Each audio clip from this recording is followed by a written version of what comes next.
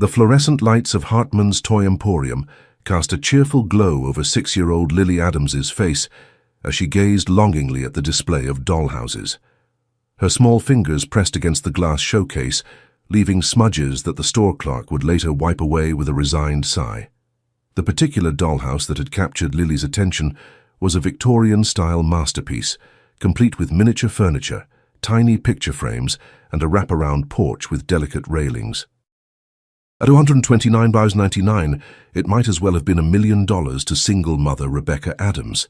"Can we get it, Mum, please?" Lily's hazel eyes, so like her father's, sparkled with hope. "I promise I'll keep my room clean forever and ever." Rebecca glanced at the price tag and felt her stomach twist. The heating bill was due next week, and Jason's child support check was late, again. She'd taken on extra shifts at Clearwater Medical Center, where she worked as a nurse, but the money always seemed to vanish on necessities before she could save anything for extras like expensive toys. "Maybe next week, sweetheart," Rebecca said gently, tucking a strand of Lily's chestnut hair behind her ear. "We need to get groceries today, remember?"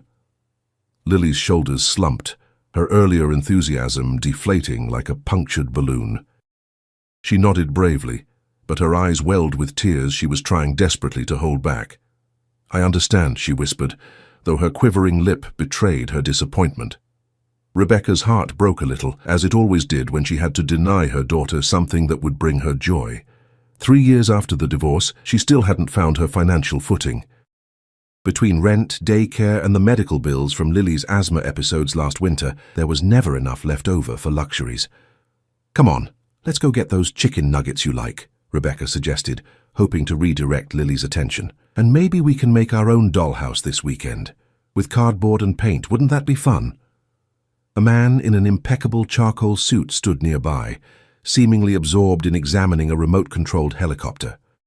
Something about his presence felt out of place in the children's toy store, like finding a wolf among sheep. His polished leather shoes and the subtle gleam of an expensive watch marked him as someone accustomed to wealth. While Rebecca gently guided her reluctant daughter away from the dollhouse, she noticed him glancing in their direction. "Your dollhouse will still be here next week," Rebecca promised, though she knew it was likely an empty one. Next week would bring the same financial constraints, the same hard choices between wants and needs. As they made their way to the checkout with a modest basket containing bread, milk, and the promised chicken nuggets, Rebecca felt a strange, prickling sensation on the back of her neck. The man in the suit was now standing behind them in line, his shopping basket empty except for a small stuffed elephant. The cashier, a teenager with purple-streaked hair and a name tag that read Amber, smiled at Lily. "Find everything okay today?" Before Rebecca could answer, the well-dressed stranger stepped forward. Without a word, he placed a stack of crisp $100 bills on the counter, easily $10,000 or more, and nodded toward Rebecca and Lily. "Excuse me?" Rebecca stepped backward instinctively, pulling Lily closer to her side. "What is this?" The man's eyes, a startling shade of blue, met hers directly. "My name is Daniel Morgan. I'd like to pay for your groceries and that dollhouse your daughter was admiring." Rebecca stiffened. "I appreciate the offer, but we don't accept money from strangers." "I understand your caution," Daniel replied, his voice calm and measured. "I'm the CEO of Morgan Enterprises. Perhaps you've heard of us? We own Clearwater Medical Center." Rebecca's eyes widened. Of course she knew Morgan Enterprises. The company name was emblazoned on her paychecks, but why would the CEO be interested in helping them? "You work at Clearwater, don't you?" he continued. "Nursing department, if I'm not mistaken." A chill ran down Rebecca's spine. "How do you know where I work?" Daniel's expression softened. "Your ID badge is visible in your purse." Rebecca glanced down, seeing her hospital badge partially exposed in her open handbag. "Mom?" Lily tugged at Rebecca's sleeve, confusion written across her young face. "Who is that man?" Before Rebecca could answer, Daniel crouched down to Lily's level. "I'm someone who believes that good things should happen to good people." He stood up again, addressing Rebecca. "Please accept this, no strings attached." The teenage cashier looked between them awkwardly, clearly uncertain how to proceed with this unusual transaction. Other customers began to notice the scene, some openly staring while others pretended not to watch. "Why would you do this for complete strangers?" Rebecca asked, suspicion lacing her voice. She'd been through too much to believe in random acts of kindness from wealthy men. Life had taught her that generosity usually came with hidden costs. Because 20 years ago, someone did something similar for me when I desperately needed it, Daniel replied. His eyes held a distant look, as though gazing into the past. I've been looking for the right opportunity to pay it forward. The other customers in line were beginning to whisper behind their hands. Rebecca felt her cheeks burning with a mixture of embarrassment and confusion. Please take your money back, Mr. Morgan, Rebecca said firmly. We're fine, Daniel nodded respectfully and retrieved the cash. I understand. Perhaps there's another way I can help. As Rebecca guided Lily toward the exit, leaving their unpurchased groceries behind, the store manager approached Daniel, recognition dawning on his face. Mr. Morgan, what an honor to have you visit our store. Is there anything I can assist you with today? Daniel smiled politely, but kept his eyes on Rebecca's retreating figure. Actually, there is. That dollhouse the little girl was looking at. I'd like it delivered to this address. He handed the manager a business card, with an address hastily scribbled on the back. Outside in the parking lot, Rebecca helped Lily into her car seat, trying to make sense of what had just happened. Her hands trembled slightly as she buckled her daughter in. Mom, why did that man want to give us money? Lily asked, her young mind struggling to comprehend the interaction. Rebecca sighed, searching for an explanation that would make sense to a 6-year-old. Some people like to help others, sweetheart, but we need to be careful about accepting big gifts from people we don't know. Even if they seem nice, Lily persisted. Sometimes, especially if they seem nice, Rebecca replied, remembering lessons learned the hard way during her marriage to Jason. Charm could mask manipulation. Generosity could be a tool for control. As Rebecca started the engine of her aging Honda Civic, she noticed a business card tucked under the windshield wiper. The embossed logo of Morgan Enterprises gleamed in the afternoon sunlight. Scrawled on the back in elegant handwriting was a message. Some opportunities come once in a lifetime. This is yours. Call this number if you change your mind. Rebecca hesitated before slipping the card into her pocket, unsure whether to throw it away or keep it. As she pulled out of the parking space, she glanced in the rearview mirror and saw Daniel Morgan standing by the store entrance, watching them leave. That evening, after tucking Lily into bed with stories and reassurances that they would be fine without fancy toys, Rebecca sat at her small kitchen table nursing a cup of tea that had long gone cold. Bills were spread before her like a losing hand of cards. The electricity notice showed an overdue balance, and the rent increase letter stared up at her mockingly. She pulled Daniel Morgan's business card from her pocket and turned it over in her fingers, contemplating the elegant script and the promise it represented. Was this a genuine offer of help, or something more complicated? In her experience, wealthy men didn't hand out money to struggling single mothers without expecting something in return. Yet there had been something in his eyes, a sincerity that nagged at her skepticism. She had gotten good at reading people during her years of nursing. It was sometimes the only way to know when a patient was hiding pain, or when a doctor was too proud to admit uncertainty. What Rebecca couldn't possibly know was that Daniel Morgan's appearance in their lives wasn't as random as it seemed, and that the connection between them ran deeper than employer and employee. The business card sitting on her table represented not just financial help, but the first thread in unraveling a mystery that had shaped both their lives. 3 days after the encounter at Hartman's Toy Emporium, Rebecca arrived home from a grueling 12-hour shift to find a large package leaning against her apartment door. The return address revealed it was from the toy store. Her heart sank as she realized what it must be. "What's that, Mommy?" Lily asked, bouncing excitedly beside her as Rebecca fumbled with her keys, exhaustion making her movements clumsy. "I'm not sure, honey," Rebecca lied, knowing exactly what and who had sent it. She ushered Lily inside their modest 2-bedroom apartment and set the box aside, determined to return it unopened. Mrs. Patel, their elderly neighbor who watched Lily after school, emerged from the kitchen, wiping her hands on a dish towel. The scent of warm spices filled the apartment.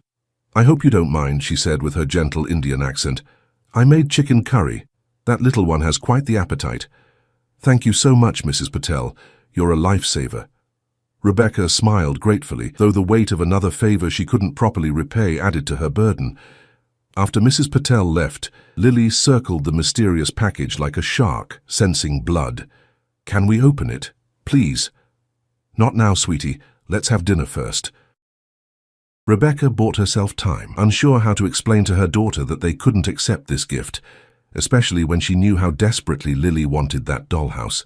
Later that night, after tucking Lily into bed, Rebecca sat cross-legged on her living room floor and stared at the unopened box. Curiosity battled with pride.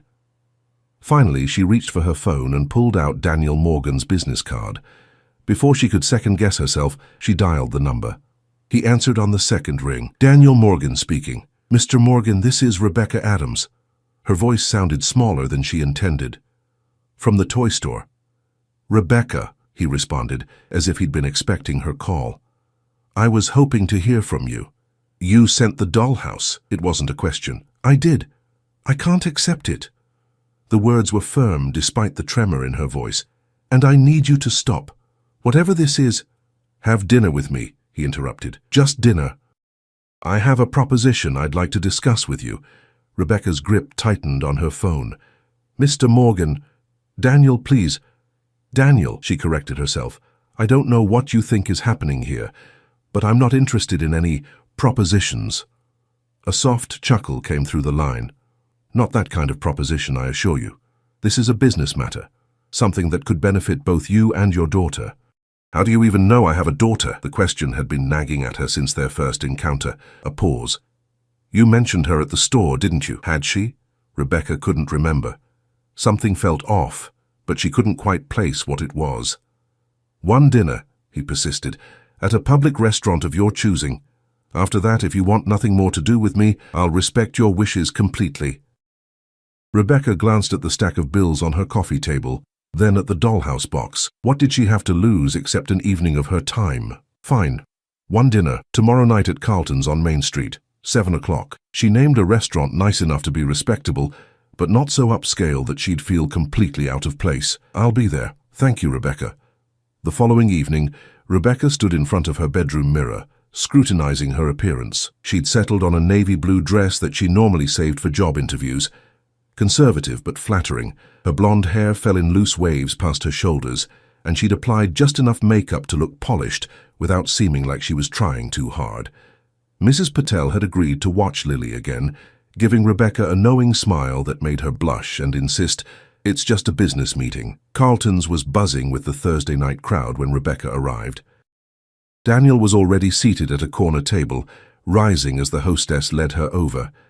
In the warm lighting of the restaurant, he looked even more imposing than he had in the toy store, his broad shoulders filling out his tailored suit, his dark hair perfectly styled. "You look lovely," he said, pulling out her chair.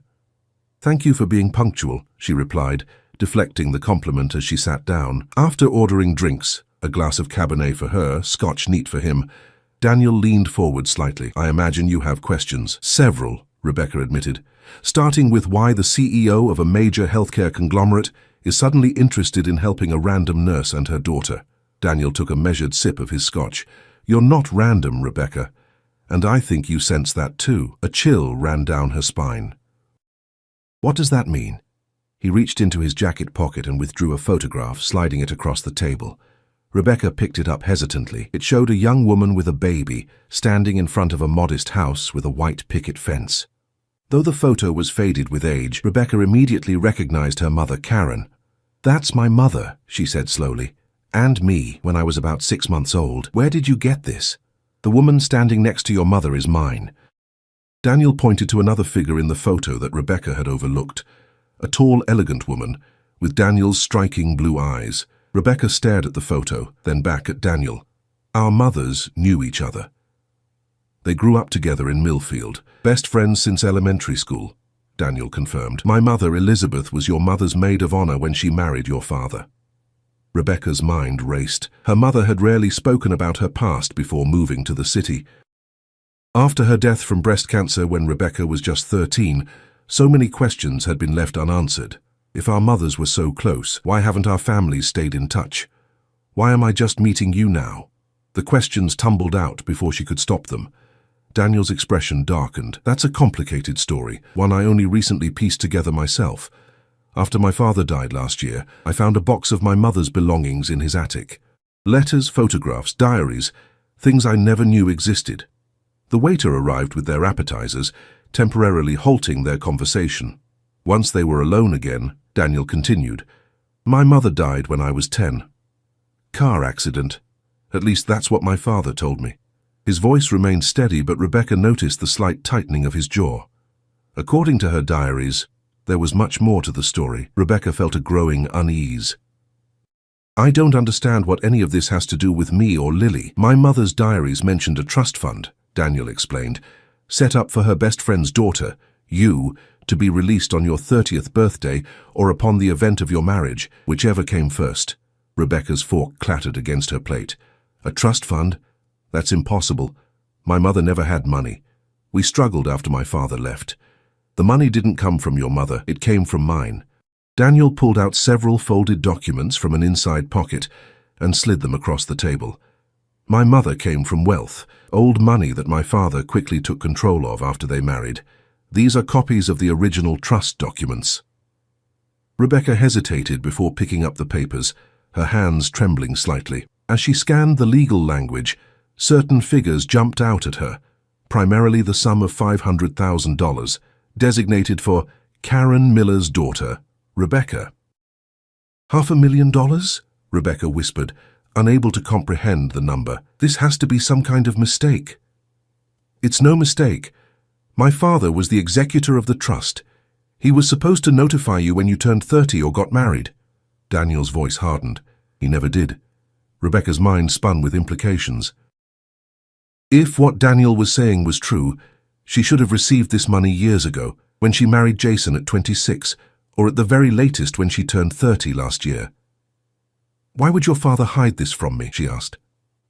My father wasn't an honorable man, Daniel said grimly. I believe he diverted funds from several trusts my mother established, including yours, to bail out his failing investments. Rebecca pushed her plate away, appetite gone. So there's no money left. That's where you're wrong. Daniel's eyes held hers steadily. When I discovered what he'd done, I hired forensic accountants to trace every penny. I've spent the past 6 months reconstructing and replenishing all the trusts he decimated, including yours. The restaurant seemed to fade away as Rebecca struggled to process everything. Are you saying... I'm saying that I've restored your trust fund to its full amount, plus interest. Approximately $750,000 is now sitting in an account with your name on it. Daniel reached across the table, not quite touching her hand. That money is legally and rightfully yours. Rebecca felt lightheaded. This kind of money would change everything. No more double shifts, no more choosing between paying the electric bill or buying new shoes for Lily's growing feet. Why didn't you just tell me this at the store? She asked, suddenly suspicious again. Why the dramatic gesture? Daniel looked slightly embarrassed. I'd been trying to track you down for months. When I saw you and Lily at the store, it seemed like an opportunity to make contact. He shrugged. I realize now it wasn't the most conventional approach. No, it certainly wasn't, Rebecca agreed, a small smile tugging at her lips despite herself. There's more to this story, Rebecca, Daniel said, his expression serious again. More that I discovered in those diaries. Things that connect our families in ways neither of us could have imagined. Rebecca sensed the weight behind his words. Whatever was coming next would change everything even more than the revelation of the trust fund. But before Daniel could continue, her phone rang. Mrs. Patel's number flashing on the screen. I need to take this, she said, heart racing as she answered. Hello? Rebecca, dear. I'm so sorry to interrupt your evening. Mrs. Patel's voice was tight with worry. It's Lily. She's having trouble breathing. I think it might be another asthma attack. I have to go, Rebecca said, already on her feet, panic rising in her throat. Lily's last severe asthma attack had resulted in a 3-day hospital stay. My daughter... I'll drive you, Daniel said firmly, signaling the waiter for the check. It'll be faster than waiting for a cab. Under normal circumstances, Rebecca would have refused, maintaining the careful boundaries she always established with men she barely knew. But these weren't normal circumstances, and Lily's well-being trumped everything else. Fine, she agreed, grabbing her purse. But we need to hurry. Daniel's sleek black Audi cut through the evening traffic with alarming speed. Rebecca clutched the door handle, torn between telling him to slow down and urging him to go faster. They reached her apartment building in record time, and Rebecca was out of the car before it fully stopped. Mrs. Patel met them at the door, her usual calm demeanor replaced with evident worry. She's in the bedroom. I've been using her inhaler as you showed me, but it doesn't seem to be helping much. Rebecca rushed to Lily's side, finding her daughter propped up against pillows, her small chest heaving with the effort to breathe. Lily's lips had taken on a frightening bluish tint, and the wheezing sound from her lungs was audible from across the room. "Mommy!" Lily gasped, reaching for Rebecca with a trembling hand. "I'm here, baby. You're going to be okay." Rebecca's nurse training kicked in, allowing her to remain outwardly calm while her mind raced through assessment protocols. She checked Lily's pulse, too fast, and counted her respirations, too shallow and labored. Daniel appeared in the doorway, his tall frame filling the space. "How is she?" "We need to get her to the hospital," Rebecca said, already gathering Lily's emergency bag. "She needs a nebulizer treatment and possibly steroids." "My car's still running," Daniel replied. "Let's go." In the back seat of the Audi, Rebecca cradled Lily against her chest, murmuring reassurances while monitoring her breathing. Daniel caught her eye in the rearview mirror. "I'm taking you to Clearwater. It's closer than General, and I'll make sure she gets immediate attention."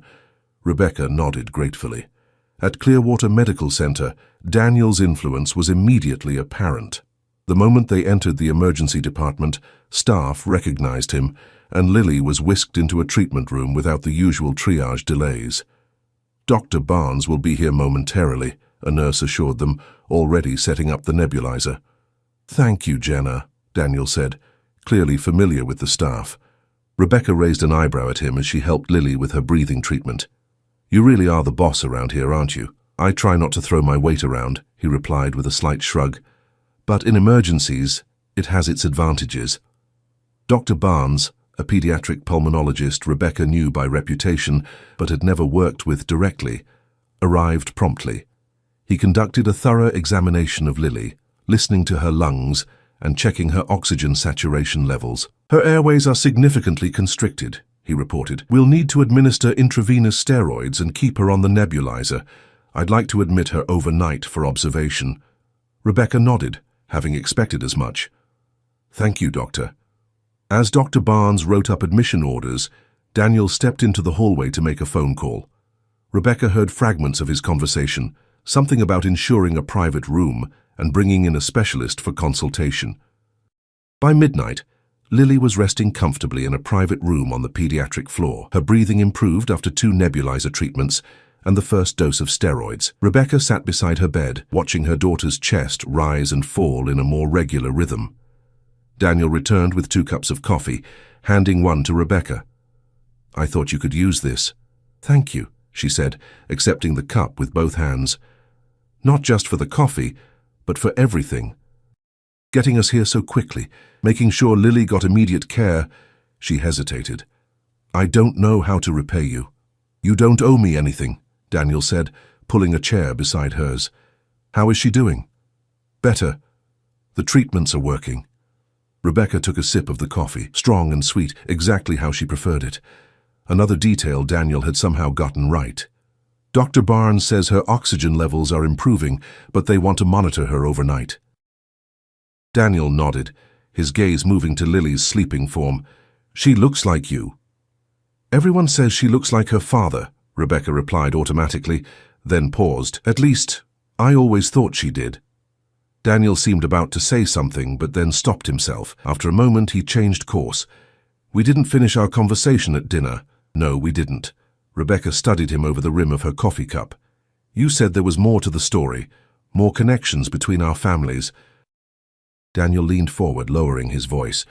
"What I'm about to tell you might sound difficult to believe, but I have evidence to back it up." The intensity in his blue eyes made Rebecca's pulse quicken. "Go on." "My mother's diaries contained entries about your mother's marriage," Daniel began carefully. "It seems that your parents had difficulties conceiving a child." Rebecca frowned. This wasn't news to her. "Yes. My mother told me they tried for years before having me. She always called me her miracle baby." "You were a miracle, but not in the way you might think." Daniel chose his next words with deliberate care. "According to my mother's diary, your parents explored various fertility options, including donor eggs. My mother volunteered to be that donor." The coffee cup slipped from Rebecca's fingers, spilling its contents across the linoleum floor. "What are you saying?" Daniel retrieved napkins from a nearby dispenser and mopped up the spill.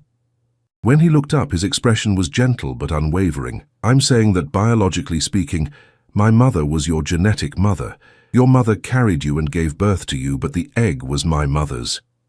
Rebecca felt as though the room was spinning. That's impossible. My mother would have told me something that important. Would she have? Daniel asked softly. This was the early 1990s.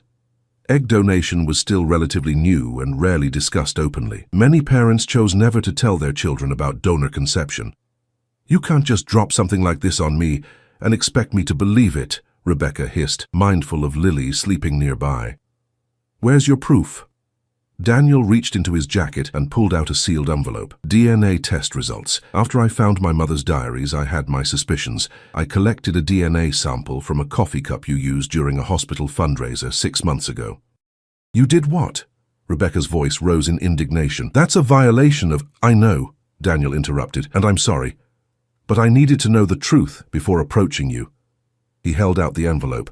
These results show a 25% shared DNA match between us, consistent with being half-siblings who share a mother.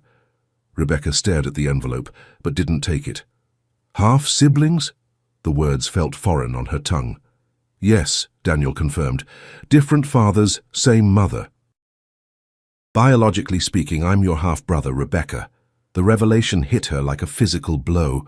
Her mind raced through memories of her childhood, trying to reconcile this new information with everything she thought she knew about herself. Had there been signs, comments from relatives about how different she looked from both her parents? Her mother's occasional melancholy when discussing family resemblances? Why didn't your father tell me any of this after your mother died? Rebecca asked, still struggling to process the implications. If he knew about the trust fund, he must have known about this. Daniel's expression hardened. My father did everything in his power to erase my mother's legacy after her death. He remarried quickly, moved us across the country, and forbade any mention of her or her family and friends, including your mother. Rebecca glanced at Lily, seeing the child's features in a new light. If Daniel was telling the truth, then Lily shared genetic material with his family too. Does this mean that Lily is related to you as well? She would be my niece, Daniel confirmed, a hint of warmth entering his voice. Which might explain her asthma. It runs in our maternal line. I had it severely as a child. Rebecca shook her head, overwhelmed. This is too much. I need time to process all of this. Of course, Daniel said, standing. I should let you rest, but there's one more thing you should know. He hesitated, clearly weighing his words. My mother's death wasn't an accident. The blunt statement jerked Rebecca's attention back to him. What do you mean?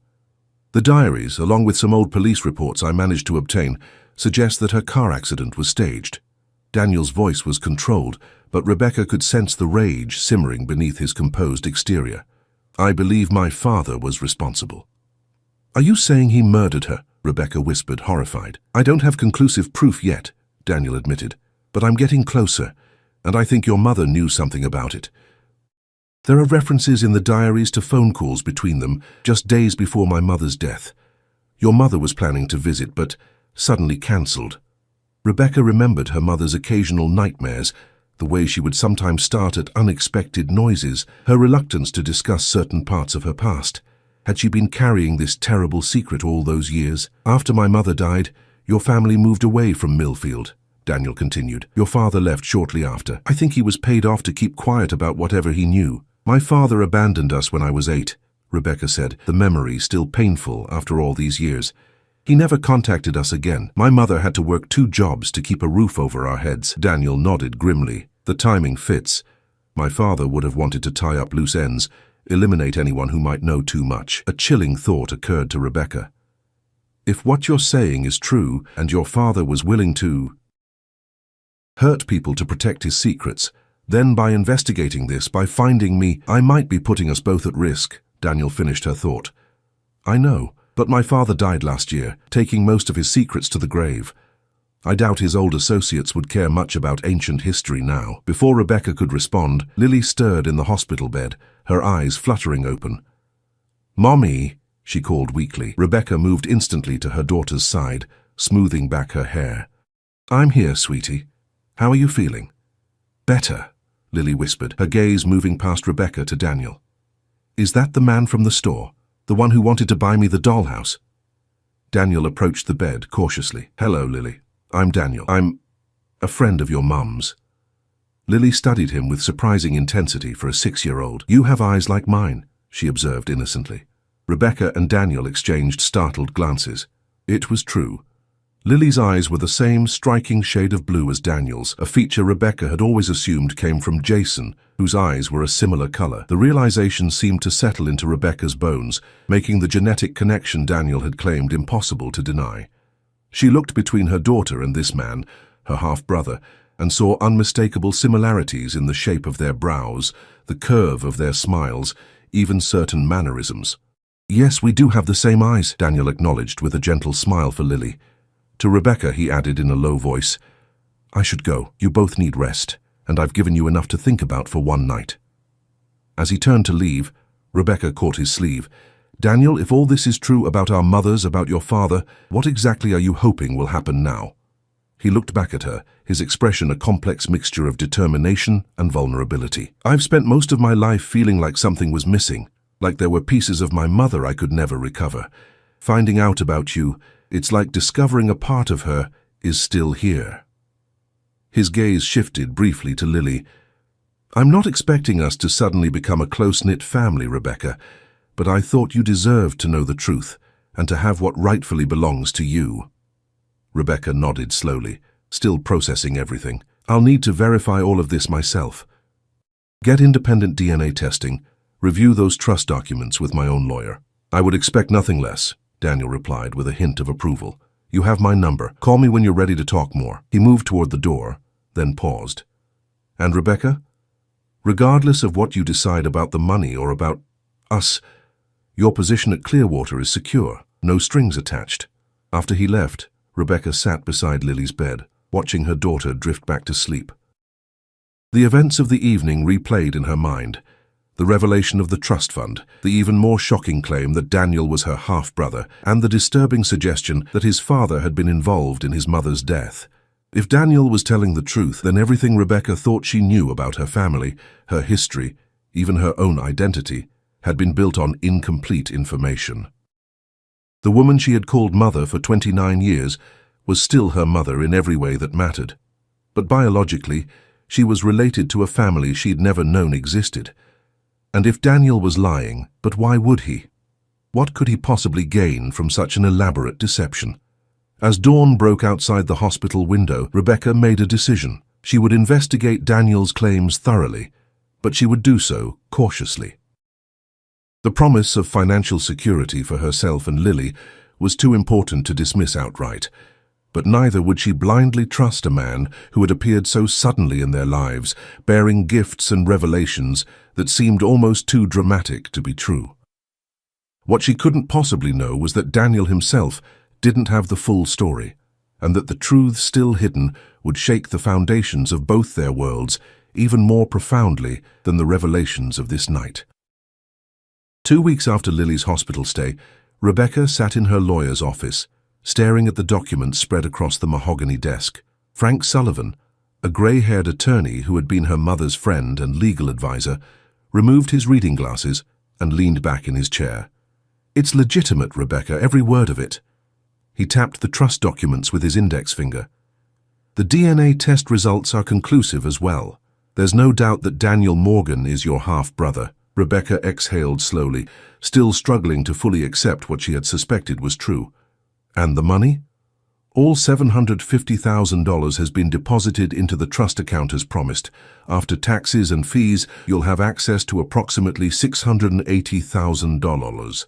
Frank's expression softened. Karen would be relieved to know you're finally receiving what Elizabeth intended for you. You knew? Rebecca's head snapped up. You knew about all of this? Frank nodded, guilt clouding his features. Your mother swore me to secrecy. She was terrified of Richard Morgan, Daniel's father. After Elizabeth died, he made threats, implied that you and Karen could meet with accidents too if she ever revealed what she knew. Rebecca leaned forward. And what exactly did my mother know, Frank? The lawyer hesitated. I only know pieces. Karen believed Richard was responsible for Elizabeth's death, but she had no concrete proof, just snippets of conversations, odd behaviors she'd observed when visiting their home. He sighed heavily. Karen moved you both away and made me promise that if anything happened to her, I'd protect you by keeping silent until it was safe. And now it's safe because Richard Morgan is dead, Rebecca concluded. Precisely. Frank gathered the papers into a neat stack. I'd recommend setting up a meeting with Daniel to discuss how you want to proceed. The funds are legally yours without qualification, but given the family connection, you might want to establish some parameters about his involvement in your life going forward. Rebecca nodded, her mind already racing ahead. The money would transform her and Lily's lives, but the family revelations were far more complex to navigate. Over the past 2 weeks, she'd alternated between gratitude toward Daniel and resentment that her entire identity had been upended by his disclosures.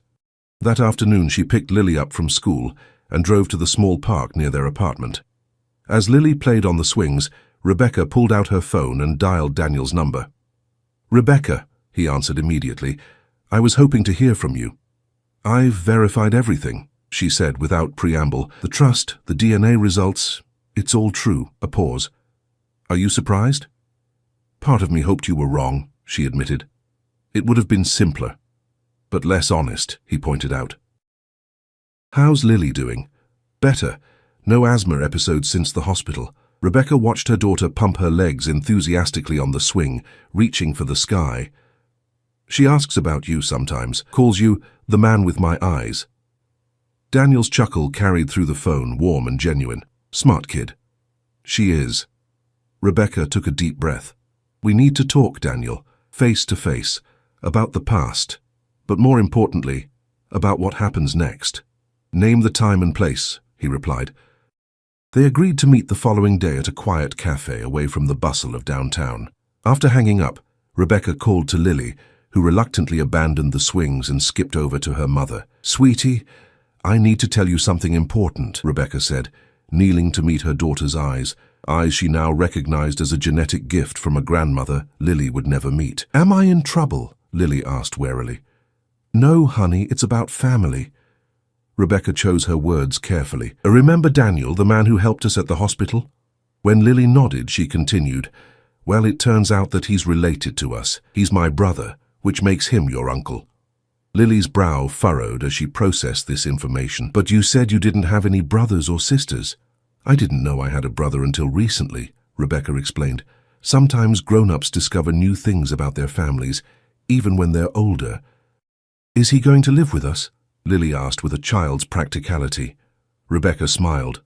"No, sweetheart, but we might see him more often. Would that be okay with you?" Lily considered this seriously. "Does he like board games? Uncle Jason never wants to play Candyland with me." "I'm not sure, but we can ask him." Rebecca stroked her daughter's hair. "And honey, Jason isn't actually your uncle.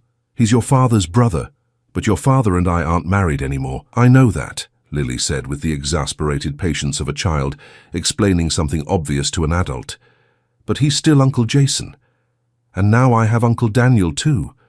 She brightened suddenly. "Does Uncle Daniel have kids I can play with?" The question caught Rebecca off guard. "I don't think so, but I'm not sure. He's not married." "Then he must be lonely," Lily declared with certainty. "We should invite him for dinner. You make good spaghetti, Mom." Rebecca laughed, amazed at her daughter's simple acceptance of this complicated situation. "Maybe we will. Let me talk to him first, okay?" The next day, Rebecca arrived at the cafe early, choosing a corner table that offered privacy. Daniel arrived precisely on time, dressed more casually than she'd seen him before in jeans and a blue sweater that matched his eyes. Their eyes, she corrected herself mentally. "Thank you for meeting me," he said, settling into the chair across from her. "I've been thinking about everything," Rebecca began, stirring her latte absently, "about what this all means for me, for Lily, for the future." "And?" Daniel prompted gently.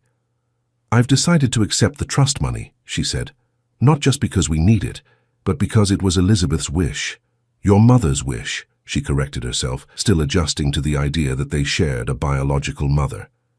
Daniel nodded. "I'm glad. It's what she would have wanted." "But there are conditions," Rebecca continued firmly. "First, this doesn't mean you get to take over our lives. Lily and I are a family unit, and while I'm willing to let you be part of that gradually, it has to happen at our pace." "Of course," Daniel agreed readily. "I'm not looking to disrupt your lives, Rebecca. I just want the chance to know my sister and niece. Second, I want the complete truth. Everything you know about our mother, about her death, about what Karen knew. The distinction felt strange on her tongue. Karen would always be her real mother, regardless of biology. Daniel's expression grew serious. I've told you everything I know for certain, but there are still questions I'm trying to answer. My investigators are looking into the circumstances surrounding our mother's death, but many records have been lost or possibly destroyed. I want to be involved in that investigation, Rebecca insisted. Karen raised me, loved me, protected me. If she knew something that put her in danger, I deserve to know what it was. Fair enough. Daniel reached into his pocket and withdrew a small velvet pouch. This is yours. I found it among our mother's belongings. Rebecca opened the pouch and tipped its contents into her palm, a delicate gold locket on a thin chain. Inside was a tiny photograph of Elizabeth Morgan holding a newborn baby. Is that? Rebecca whispered. You, Daniel confirmed. She was there the day you were born. According to her diary, it was one of the happiest days of her life. Tears pricked at Rebecca's eyes as she fastened the locket around her neck, the weight of it both unfamiliar and somehow right. There's something else, Daniel said hesitantly. Something I only confirmed yesterday. He slid a folder across the table. These are financial records from my father's private accounts. He made regular payments to someone for years after our mother's death. Substantial payments. Rebecca opened the folder, scanning the bank statements. A name caught her eye. Jason Wilson. Jason? My ex-husband? She looked up in confusion. I don't understand. Jason Wilson isn't who you think he is, Daniel said gently. His real name is Jason Morgan. He's my cousin, my father's brother's son. The cafe seemed to tilt around Rebecca as the implications hit her. Are you saying I was targeted, that my marriage was some kind of setup? Daniel nodded grimly. I believe my father orchestrated your relationship with Jason to keep tabs on you, to make sure you never learned the truth about your parentage or about our mother's death. The payments continued until your divorce. Rage and betrayal washed over Rebecca in alternating waves.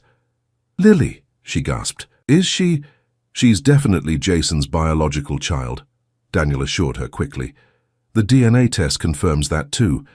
But Jason was working for my father when he married you, probably reporting everything you said and did. Rebecca thought back to her marriage, how Jason had appeared in her life so suddenly, pursued her so intently, how he'd been curious about her childhood, always asking about her mother, how he'd grown distant after Karen died, as if his mission had been accomplished.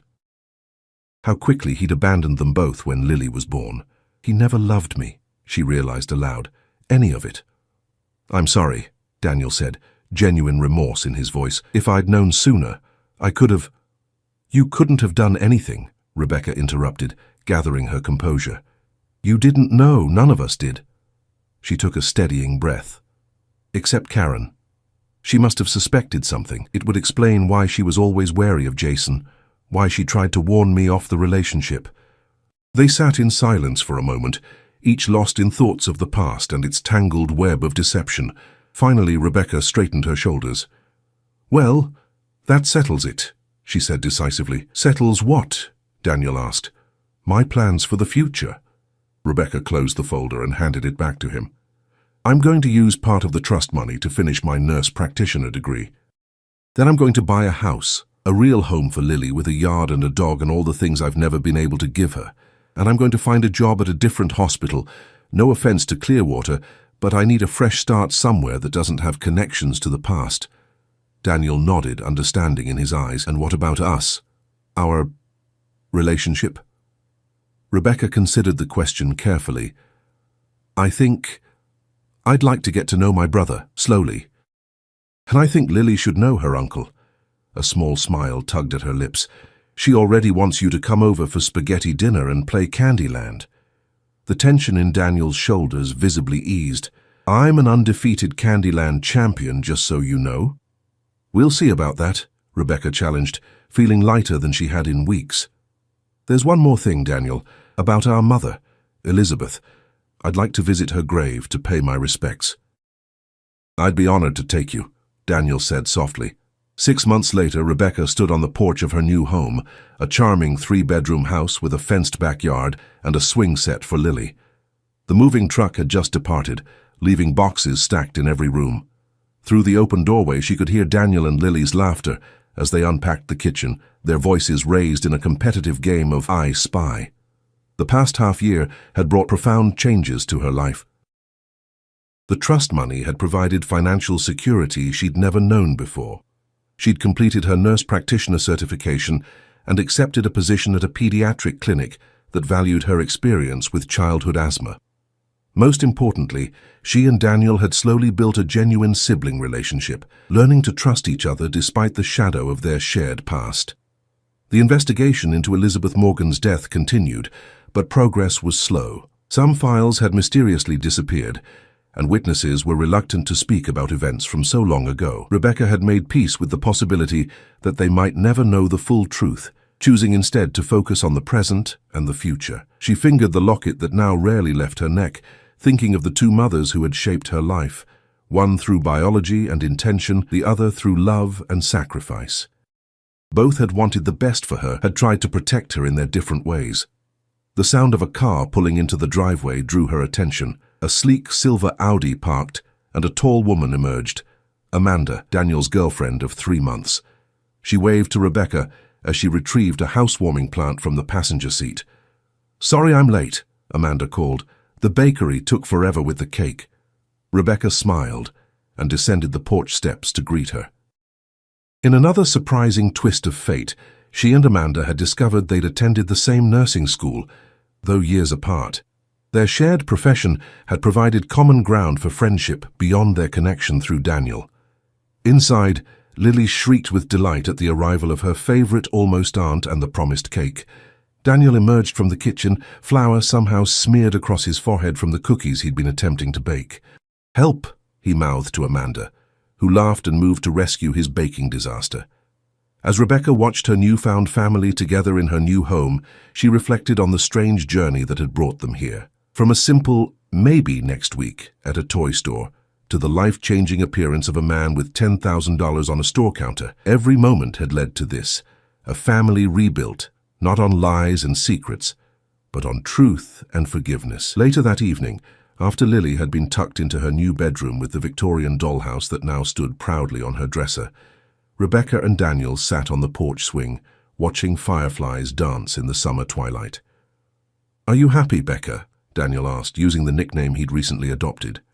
Rebecca considered the question, not with the quick automatic response she might have given in the past, but with thoughtful honesty. "I am," she realized.